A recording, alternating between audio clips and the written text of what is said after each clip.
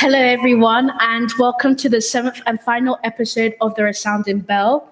In just a few moments, we'll be streaming live to www.theresoundingbell.com. For once, you do not have to switch off your phones. You're feel free to share any videos, pictures of our conversation, and I hope you do enjoy it. Well, I am 15 years old. My name is Lydia. I've lived in Peckham my whole life, and I'm so happy to meet the council of these wonderful ladies here today.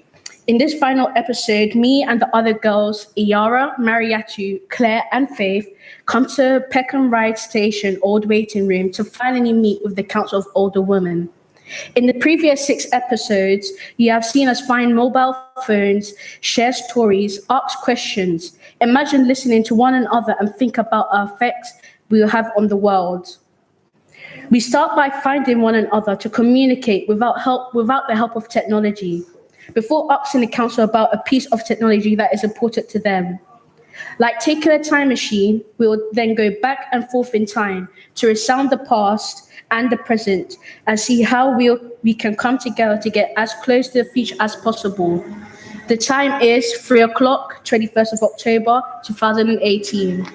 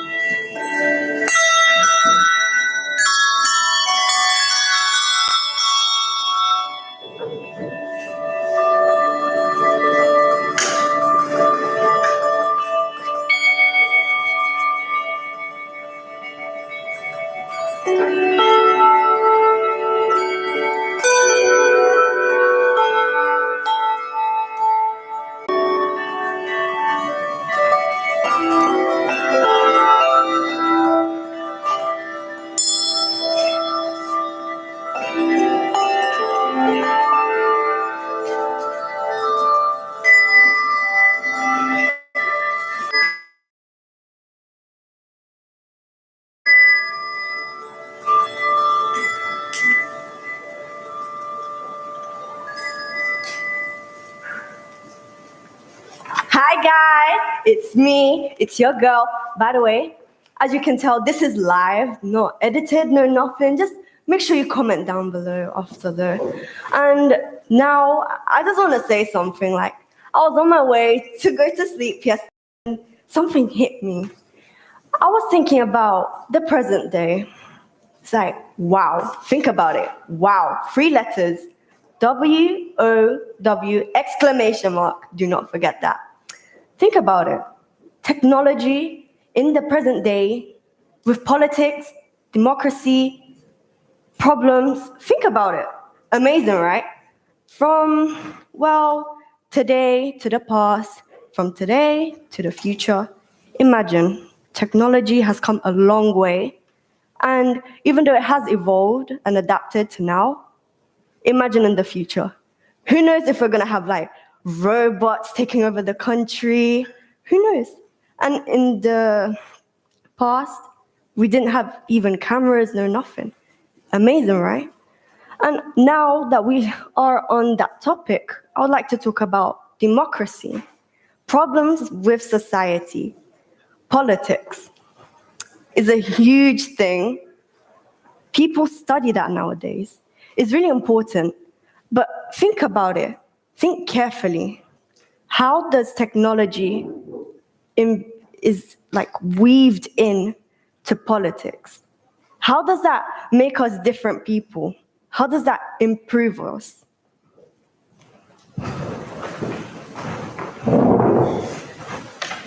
We are now going to hear Pretty played by the Rondo Ringers.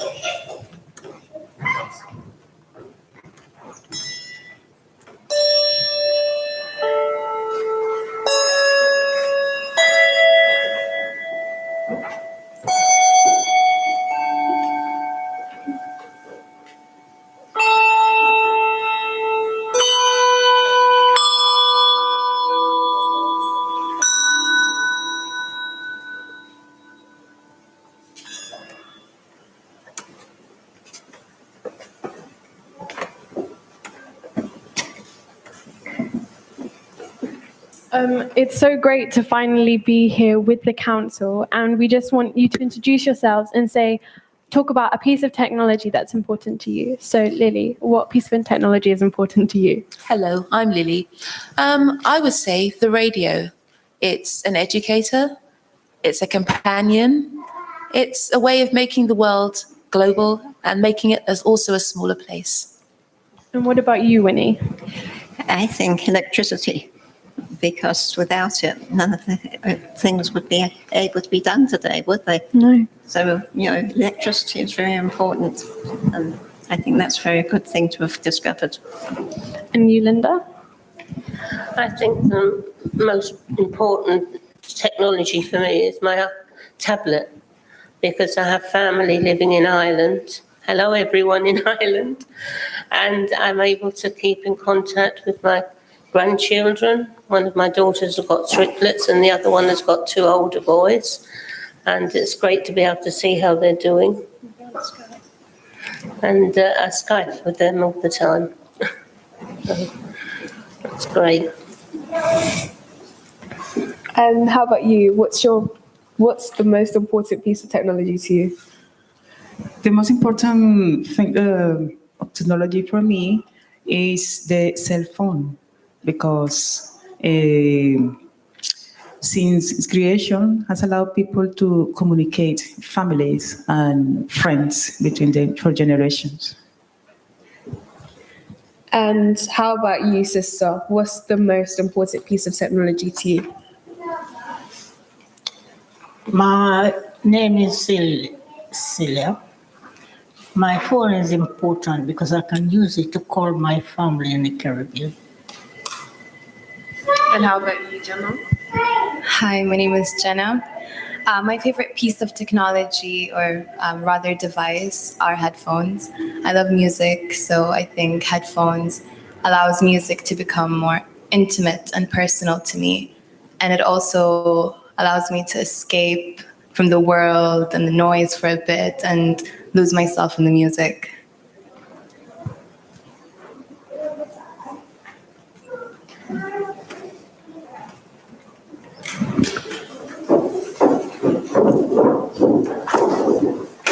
We are now going to take the time machine back into the past.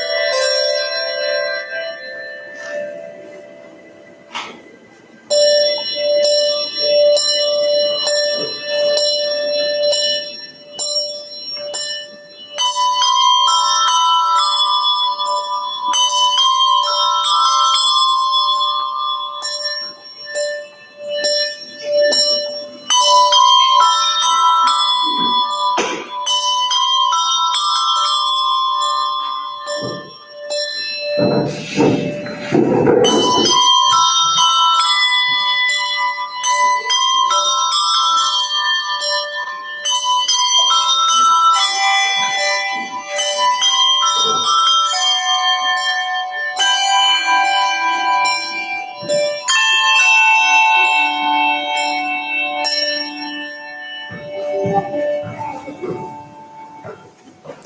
guys, my name is Marity and I'm 15.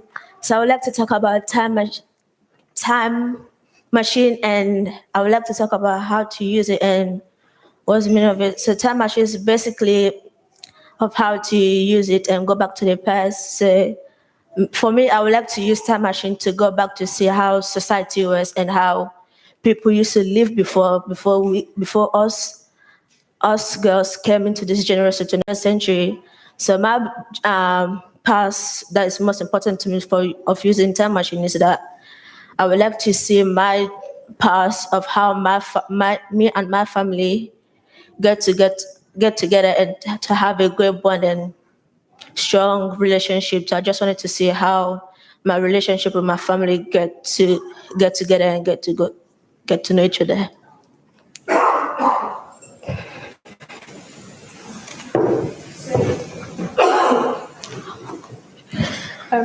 Winnie and Linda, I've got some questions for you, and I just want to ask you, what was your experience with the war, and especially at the railway station?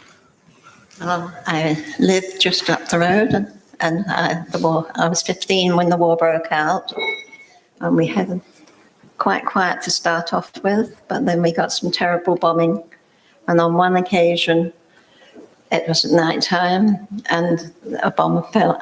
I had the railway run along the back of my house and the barrage balloon in the front of it. And one night, a bomb fell on the railway, and about a quarter of an hour or so later, a steam train went into the crater, and both the fireman and the driver were seriously injured. I don't know whether they survived or not. But things like that happened, and it was really terrifying.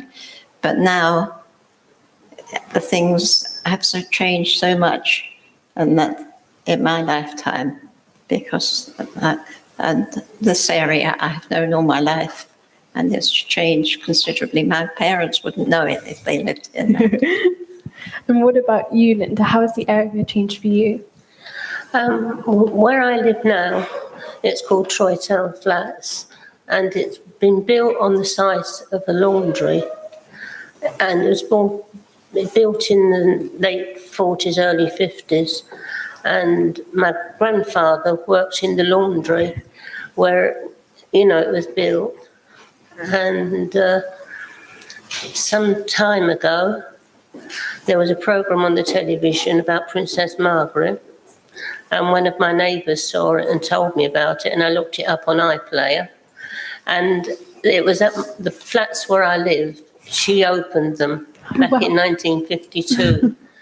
And it's nice to know that there's continuity, that my grandfather lived there and now I am. Yeah. So it's quite interesting. Okay. And now Faith will ask about a story. So, sister, I heard that you have a story about snakes in the bed. Would you mind telling us about it? My sister-in-law really, really scared of snake since she was a little girl. And one night, she and her husband was looking at the television, and she saw this big snake on the telly. And she got up from the television, running into the other bedroom. And she was really, really scared. And her husband asked her, "Liris, what happened? What happened?" And she said, "Snake, snake, snake." And then, because of that, 2 or 3 nights after that, she got up from her bed, running out the door, the entrance door. And her husband had to get off the bed, follow her, and ask her what happened. And she said, "Snake in my bed, snake in my bed." And he had to hold on to her, stay with her the night. 2 nights after that, she wouldn't watch the television because she saw the snake. on the television and in her sleep. And this is what happened. She's really scared. From the time she was a little girl, she's really, really scared of snake.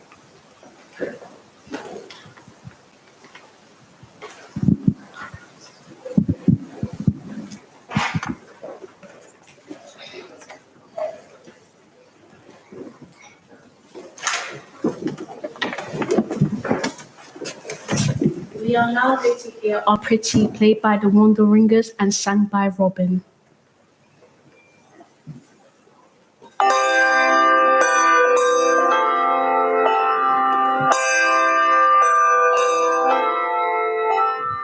Wish I could tie you up in my shoes, make you feel I'm pretty too. I was told I was beautiful, but what does that mean to you? Look into the mirror, who's inside there? The one with the long hair. Same old me again today. Yeah, my outside's look cool, my inside's blue. Every time I think I'm through, it's because of you. I've tried different ways, but it's all the same.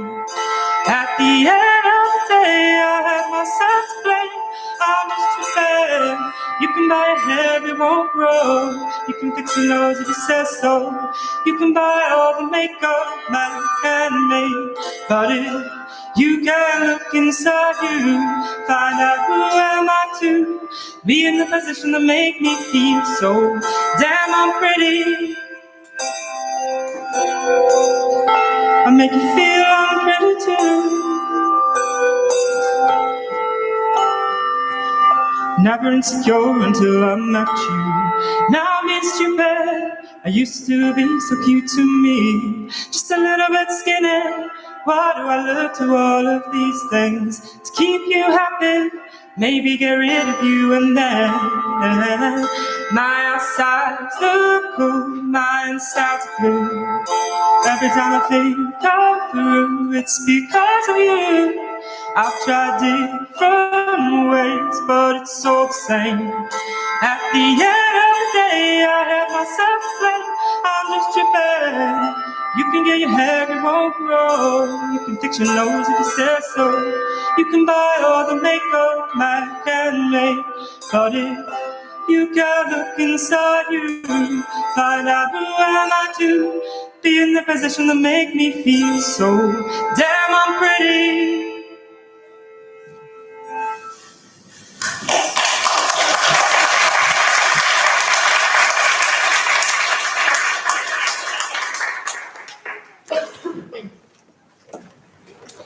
Now we are joined by Jana, the youngest member of our council. Thank you for being here. And I'd just like to quickly explain what that song means to me. And what it means to me is that you can always try to change yourself and alter yourself for other people, but at the end of the day, they will never accept you no matter how much times you want to change yourself. And it will only affect you because when we all go to pass, it's not going to affect them. All the effect it will be on you, and it wasn't worth it at the end because no one really cared about it or cared about your change. They just want to put pressure on you. So thank you, Jenna, for being here. Thank you for having me. What makes you feel good on a sad and rainy day? What makes me feel good is listening to music, listening to a good song. It reminds me not to take life too seriously and just have a little fun. Mariachi, what makes you feel good on a sad day? Maybe just lie down, think things through, and see what the day. What about you, Lydia? Well, for me, I only just recently discovered this that it makes me happy, but I actually like to, when I'm sad and upset, I like to give, because like, even if like there's someone just on the road, like a homeless person, I just want to give and see like a smile on their face, because like making other people happy makes me happy within. Yeah. For me, what makes me happy is cuddling people. Making sure that someone receives love and like a hug really brightens up my day. So I really enjoy doing that. What about culture? Like, what was different in Saudi Arabia to London? A lot of things. But I think mainly a lot of things that are normalized here are considered a big thing back home. So adapting to this kind of, I feel like I had to be very open-minded living here, and that really contributed, to my identity and who I am now. What about you? How is it different being in a different culture? I think it's a really big difference because in my country, like we're open, like communicate with everybody, and we get to see like different places and different like people's like personalities. And here, boy, here, you just like when you come from school, you just go like in the room. All you think about is like, oh yeah, I need to study, I have exam, and then other things like, oh yeah, I need to like catch up with other people like that. I think it's stressful here.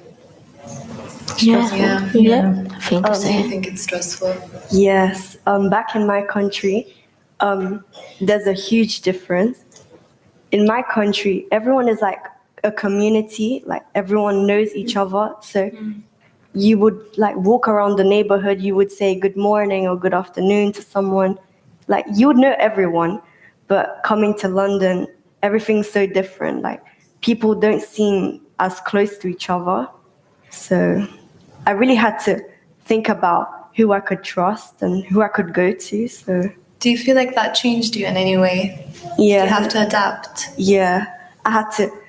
I'm a very slow learner, but coming to London made me like have to be really quick thinking and that. So I had to be like that. What about you? Well, for me, I lived in London my whole life, so there's nothing much I could compare to. But what I've seen during my life is there's not so much of a connection, and you're not really like social. It's more like anti-social. But if we was to get onto social media, is a whole different situation. Because my dad will always tell me all the time, back in Jamaica, you'll see somebody, you have a chat to them, you eat with them, you talk about stories and everything. But here it's like hi and goodbye, you move on with your day, you don't talk to nobody. It's always a quick pace. It's like we're moving ahead of time, like we're too fast. Yeah. I feel like a lot of technology in this country is very developed. Like sometimes people value technology way more than like their friends. So like they would want to stay all day looking down at a screen instead of actually thinking, you know what, today I'm gonna put my phone down, get dressed and go outside, make some friends, get some exercise. I feel like London has a broken bond between people, and that's what's very sad.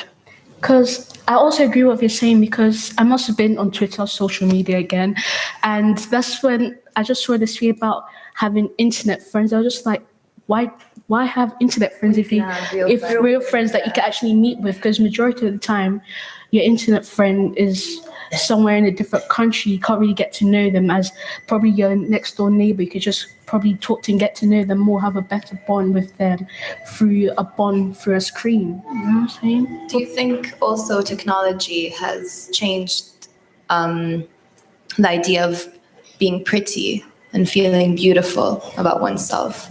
Yeah. How do you think it changed it? Well, since I'm younger, I think that when you're the youngest in your life, you feel the most pressure by society. Like you feel the pressure, like the need to look up at something, like I need a role model. And then you go on social media and then you see all these pretty models. Why can't I be like her? Why can't I have like the long hair, the clear skin, the nice body and the confidence? And I feel like looking down on yourself, on your own body, it really lowers your self-esteem and it completely changes you. Definitely. And what about you, Mariotti? I think social media, technology has changed a lot of people, because technology is like kind of separating families, like connection with family and society. Like people can go like in the internet, look at other people and be like, oh, do that. And I think technology is kind of like a bully or something. Like, oh yeah, like if you don't look good, you have to do something for you to look good. Sets the standards a bit Yeah, high, right? yeah. And I think like it has like separate relationship from families, like because when you like to communicate with your family, you'll be like, oh yeah, I need to go upstairs. When you go upstairs, you just be on your phone, seeing what people do, and Makes us very disconnected Yeah. from reality. It Almost. also sets up like this fake page or like a mask in people. So like, let's say one day you're by yourself in a room and then you decide to check your social media and you see this person on the internet and it's like they seem very happy, like they're gorgeous and that. And then it makes you think, why isn't my life so exciting? Why can't I go with this person? Like you'd start like dressing like them, acting like them, you know. And how do you deal with that pressure? Personally, I sleep it off. But yeah, I like to sleep a lot. It makes me, it's very relaxing, but I don't sleep that much, but I have a lot of things to do. But lately I would sleep it off. How do you guys deal with pressure? With that kind of pressure? Well, for me, it's just like I have to like kind of like talk to myself and think about it's not really worth it and to take on all that pressure because it's not like they're living my life with me. It's not that they are me. Like I don't have to change. I have to accept all those stuff. Like at times I do think, like I wish I could do that. But at the end of the day, if I work hard, then I could probably go like get to where they are and probably all the social media and the followers they have, I can use that for good and spread that for good. So yeah. It's a good way. So now we're going to go back and they're going to have a chat with a few members from the council.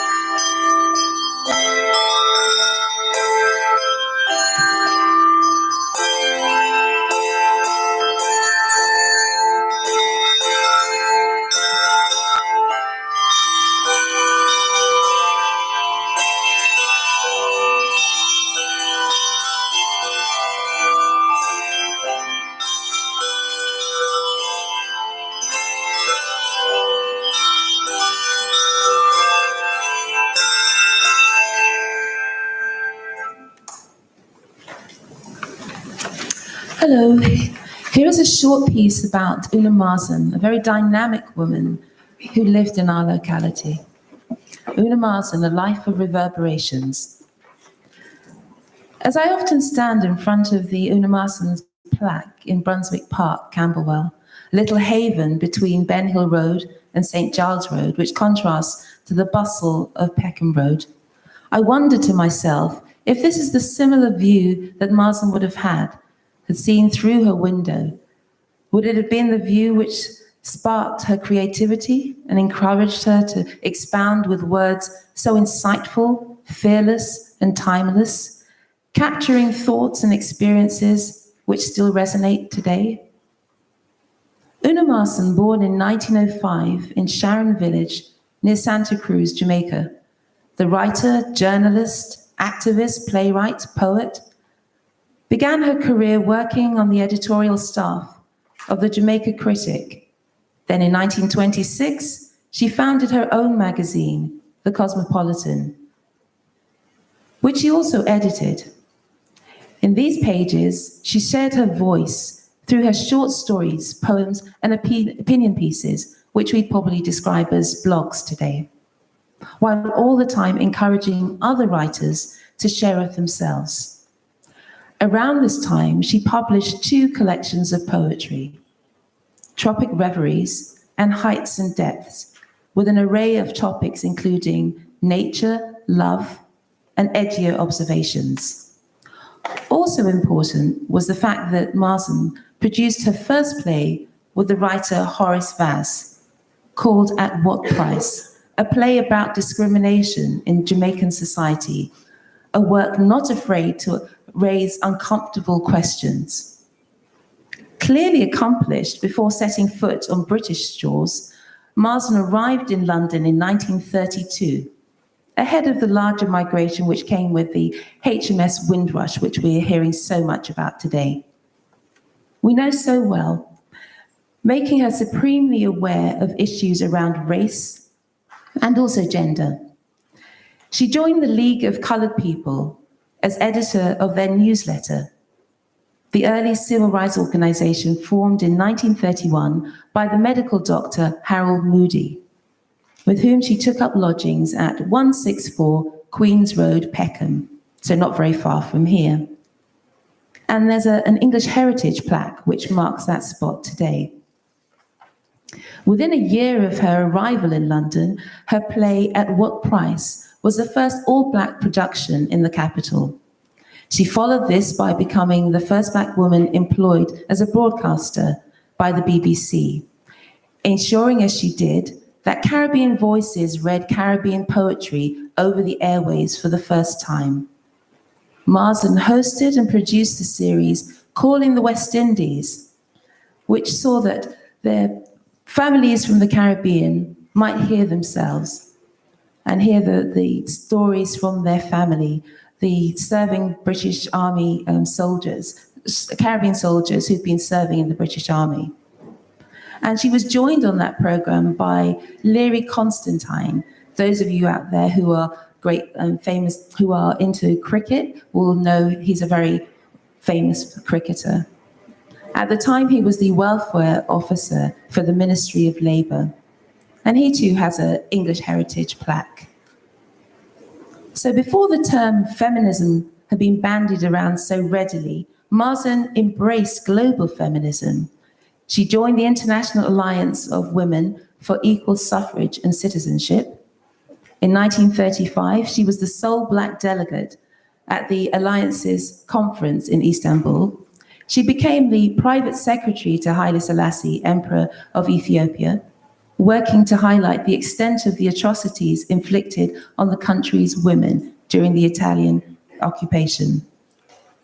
So it's surprising that a woman so dynamic and accomplished does not as yet have her own English heritage plaque. But maybe that remains to be seen. Maybe in a few years' time, that may change. In the meantime, we're going to hear from Faith. She's going to share Cinema Eyes for us, which is a poem which looks at Black representation and self-hate. And it also kind of highlights the cinematic gaze and the power and strength that that gaze has. And also a mother's plea to beg that her child is actually shielded from the power of that gaze. So now we'll hear from Faith.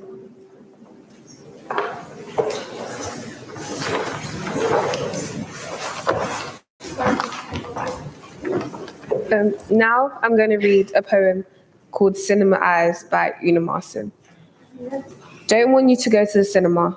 Yes, I know, you are 18. I know your friends go. I know you want to go.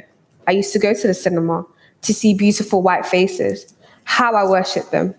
How beautiful they seemed. I grew up with a cinema mind. My ideal man would be a cinema type. No kinky haired man for me. No black face, no black children for me. I would take care not to get sunburnt, to care for my half Indian hair, to look like my cinema stars. I saw no beauty in black faces, the tender light and beauty of their eyes I did not see, the smoothness of their skin, the staleness of their walk, the tenderness of their hearts. No, they were black, and therefore had no virtue. A handsome youth came to woo me at 20. I did not think him handsome then. He was black and not my fancy. I turned my back on him. My instinct told me he was good and true. My reason told me he was black. I turned my back on him. Another came to woo me, how fair he was, how like my ideal built up in my heart. I gave to him my heart, my life, my soul, my all. And how in hell he tortured me, my dream lover, my husband. Then you were born, but I remained disconsolate. He too saw no beauty in black faces. You came dark like your grandmother. He was peeved, I thought. You just a little like my first handsome suitor, who so long had gone away. He would have been more kind, more tender, so I thought aloud. One day he overheard me. Soon this black god came from afar and called to greet me. My husband in fury and in drink watched us as we talked, and as he rose to go, followed him calmly out and shot him ere he reached the gate. Another bullet sound, and he too was gone, and we were left alone. I know that love laughs at barriers of race and creed and color, but I know that black folk, fed on movie, lose pride of race. I would not have you so. Come, I will let you go when black beauties are chosen from the screen, that you may know your own sweet beauty and not the white loveliness of others for envy.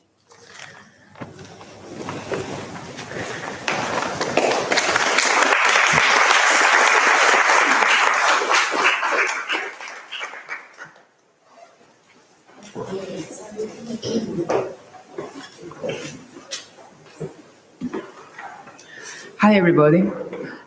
I'm from Colombia, and I came to live to London in 1991. I came to live straight to Peckham, next to the Camberwell Art School.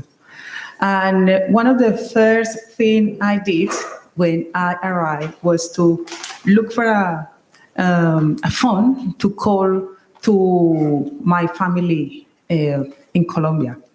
And telephone has been very important in my life. And I remember when I was a child, I was very excited to hear the ring, the sound of my house phone.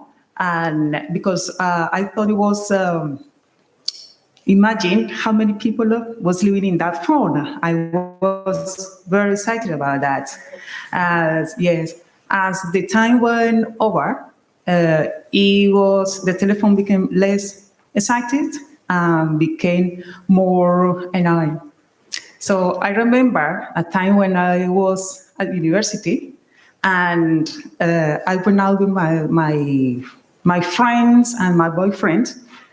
We went on a weekend.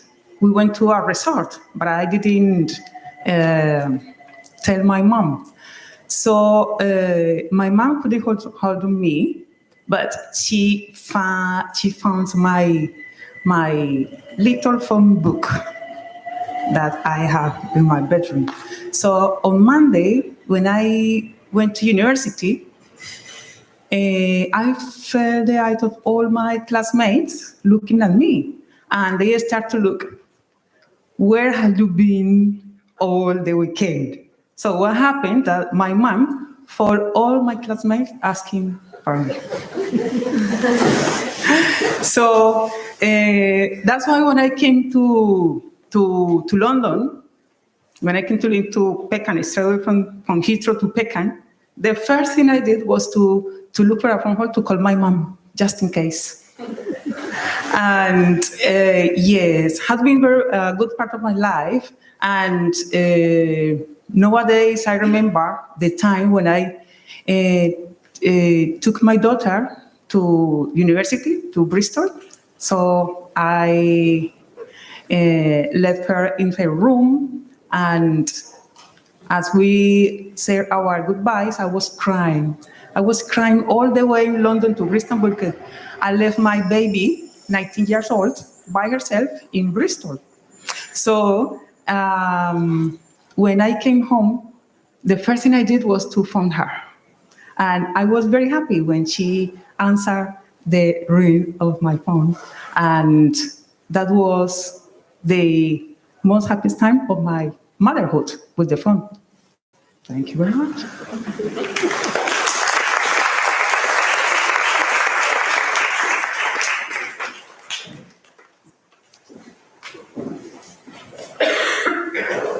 So now we're going to have a discussion about different issues, about what we would take from the past, what would we leave behind.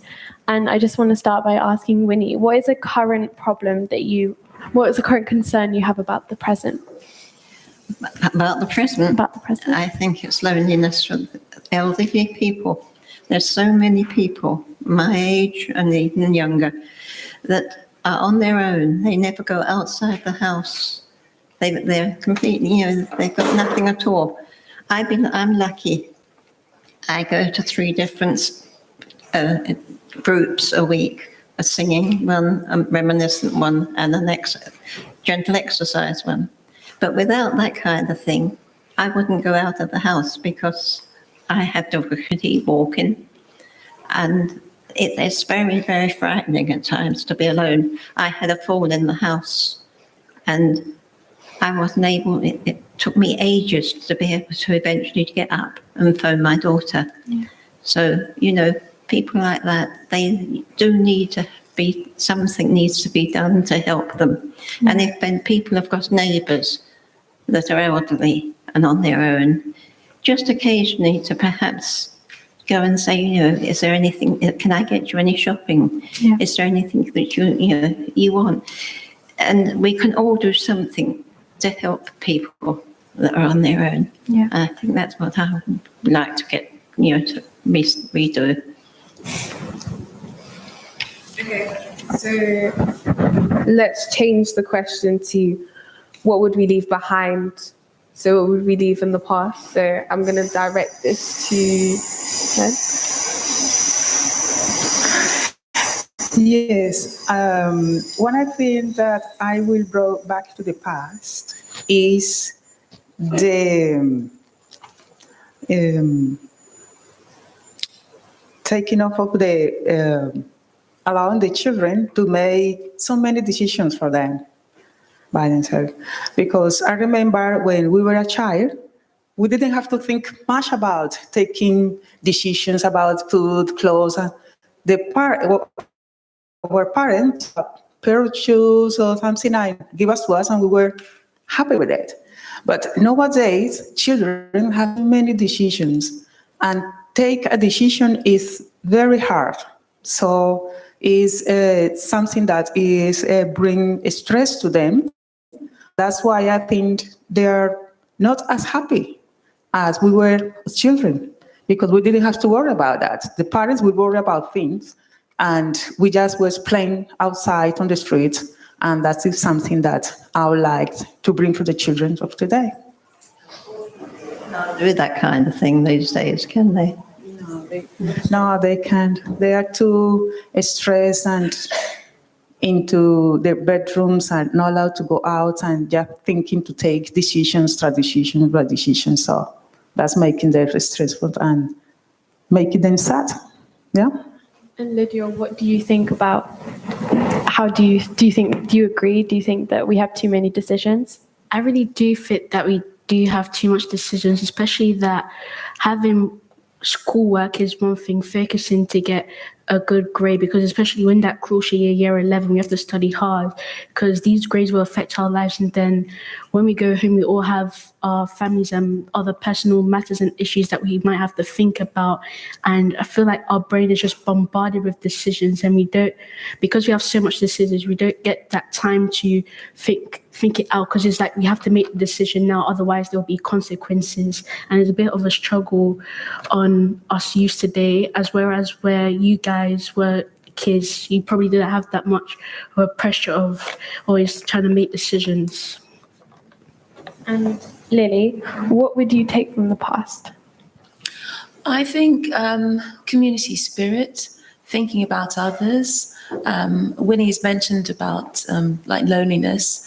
I think in the past there's a lot for us to learn about the way that people communicated with each other. They thought about their neighbours. They thought more in terms of family. Wasn't just your small unit. It was more of an extended kind of like family, so and as I recall as being a child, I had aunts and uncles who were blood relatives, but I also had lots of aunts and uncles who were just good friends and who would also be happy, with my success, and who was interested and felt like a vested interest in how I was growing and so on. And I think that's something that it would be good if we kind of like brought that back somehow, or somehow retain that. Those of us who do things like that, somehow if we can still retain things like that, I think that's a great thing. And I also think that I think we're living in times now where we're in kind of that state of flux, and I think I feel that we often use this word about tolerating people, and it's great that we can people have come and we're tolerating.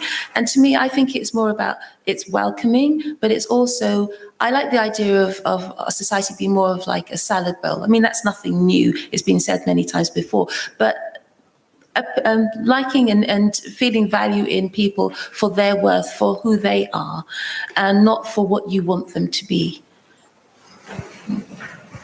To you, Jenna. How do you think we can get as close as possible to the future? By remembering the past, I think. I think it's important to remember from past mistakes so you can move on and go forward with everything you learn. I think that's very important. And we'll never get as close to the future as we think.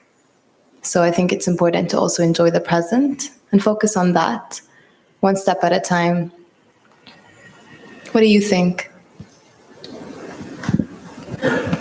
I agree with you, because I feel like for us to get to the future, we have to kind of like take everything we've learned along the way to the future. So gather the stuff from the past, all the mistakes, everything, even if you want to leave stuff behind, and kind of just like live in the present and use that to make the future as good and as like enjoyable it can be, and also for like the younger generations as well. So that's what I think.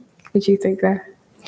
I think it's important that we learn more about the past and our families, especially in the past, so we know where we come from, so we can take that on board and take it into the future as well.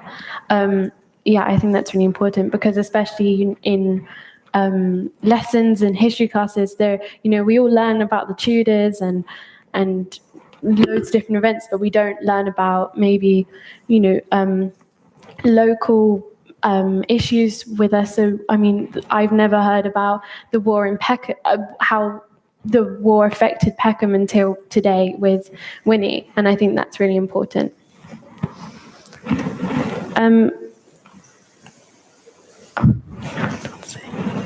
What about you, Yara? What is your current concern about the present?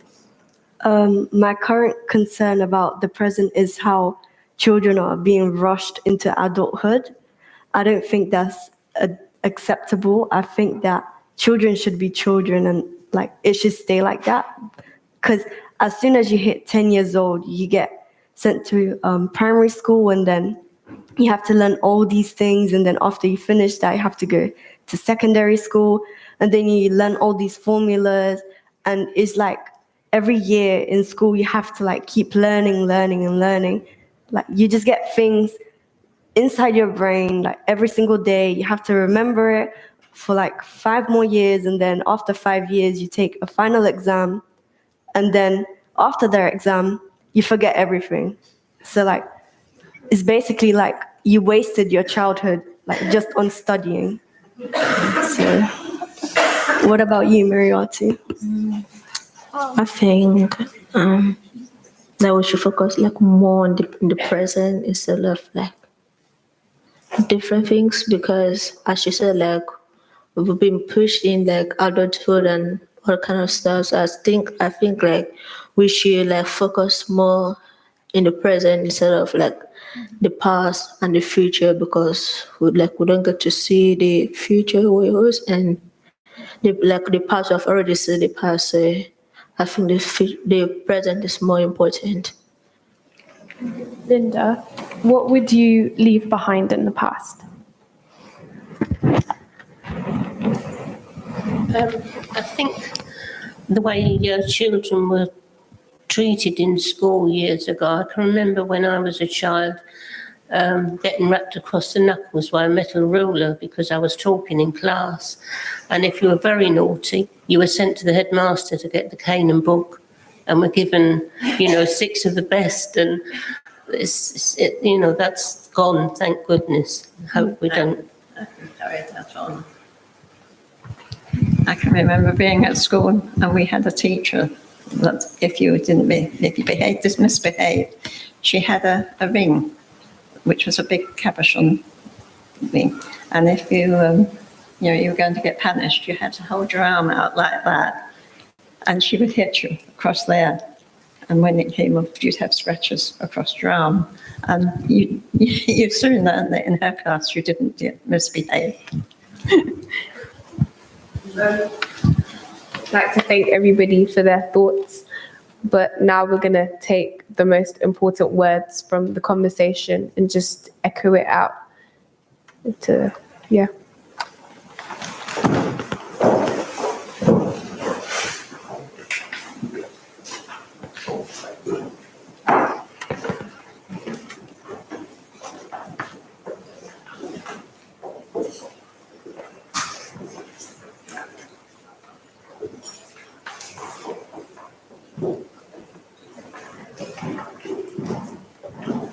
Isolation.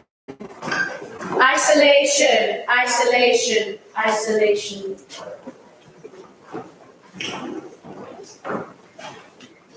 Generation. Generation. Generation. Generation. Loneliness. Loneliness. Loneliness. Loneliness. Past. Past. Past. Past. Present. Present. Present. Present.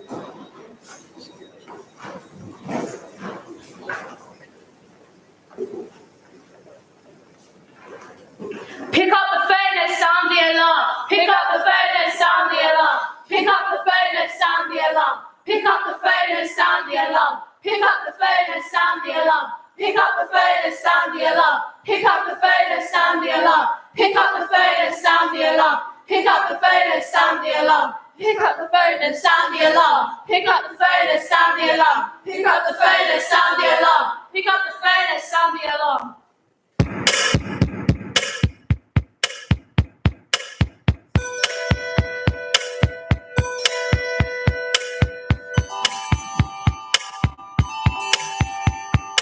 Screen school, take it all, handful, examine all, but I dream it all,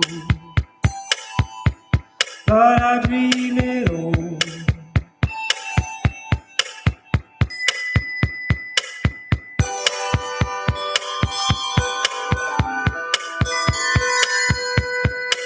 Sitting on the bus, on my phone, waiting on the train, on my phone, but I dream it all, but I dream it all. To feel alone in the heart, to feel alone in the heart, to feel alone in the heart, to feel alone in the heart, to feel alone in the heart, to feel alone in the heart, to feel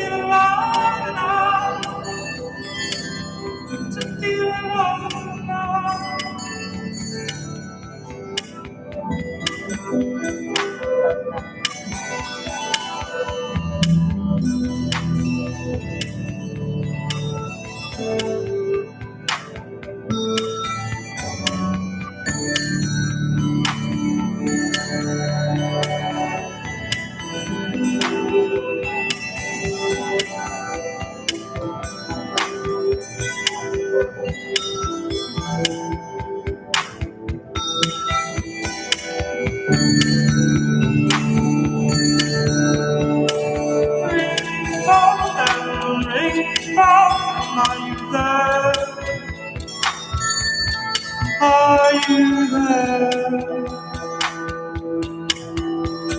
Ring for them, ring for them. Are you there? Are you there? When you love someone, when you love someone so much, but you can't let them be.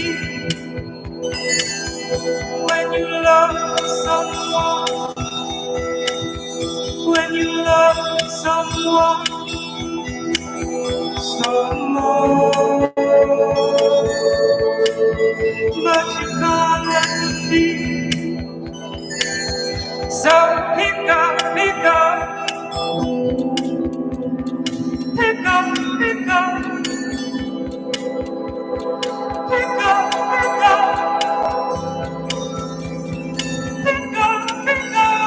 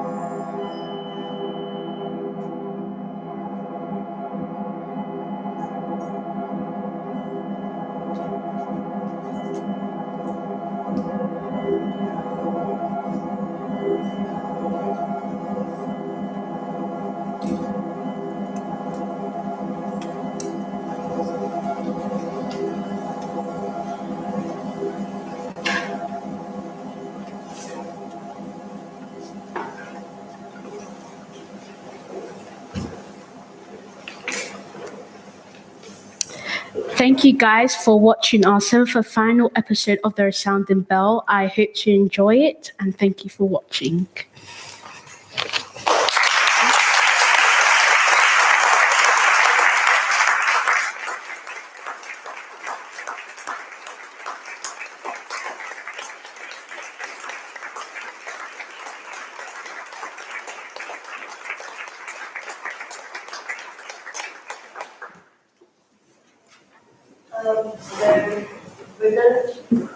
So we're gonna finish off with some final messages for the future, and I will go first. And I hope that my words get out to the public.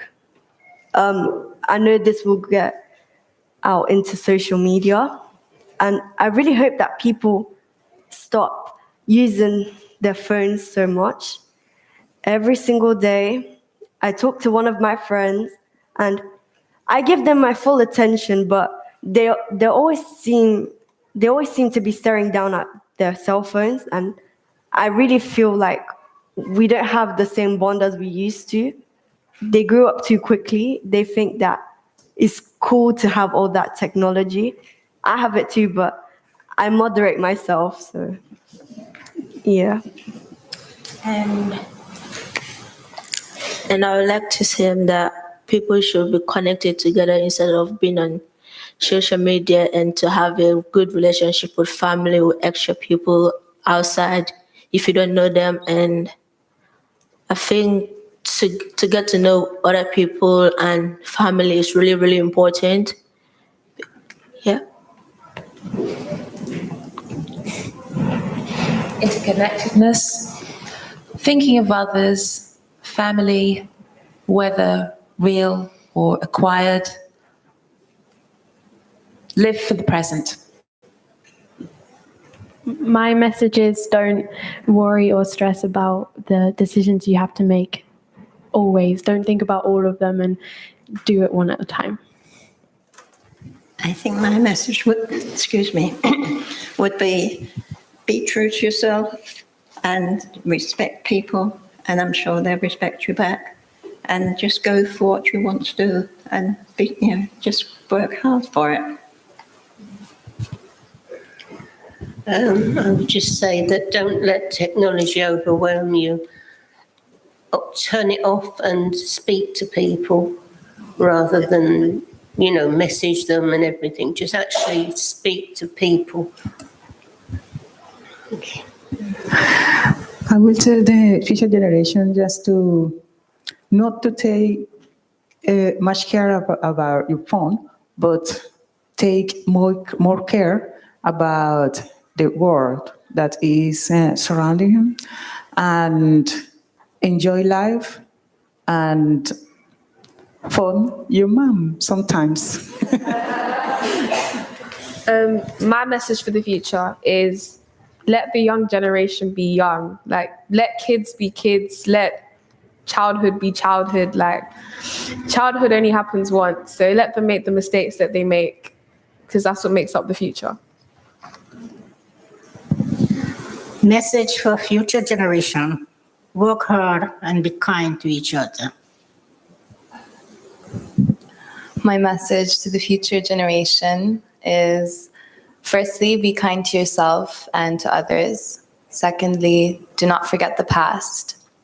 And the third message is, do not remember humanity in the face of technology, and don't fall for cyborgs. My message for the future is don't fret over things that are not going to affect you in a good way. If they're not going to give you a positive outcome, then they were never worth it in the first place.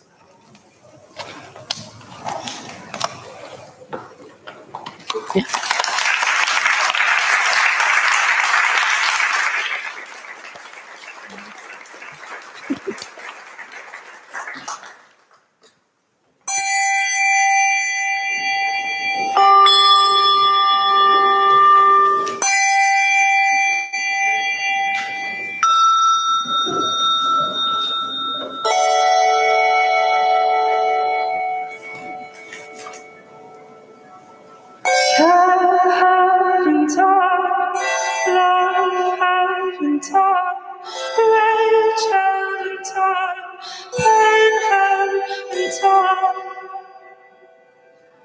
But who gets to hold on to the echo? The echo of speech, what life, what breath beyond the echo. Beyond the echo. So hold on to it, stay close to it, transform from it, restore from it, as it glistens. The echo.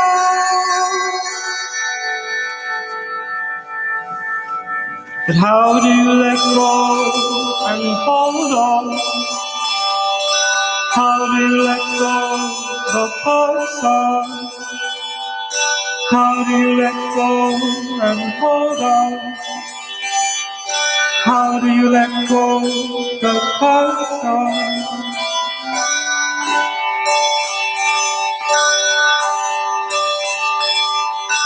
Tell all you can, share all you can, retain what you can, transform what you can. Let you speak and listen, who spoke and listen, beyond the echo, beyond the echo.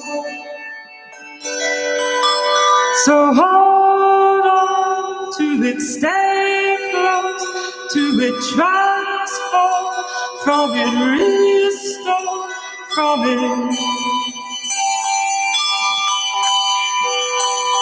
So how do you let go and hold on? How do you let go but hold on? How do you let go and hold on? How do you let go but hold on? It might not make sense in time, I know. To take time and be still somehow. Even time it might show us how. To take time and be still somehow in the emergency. Beyond the echo, beyond the echo, beyond the echo.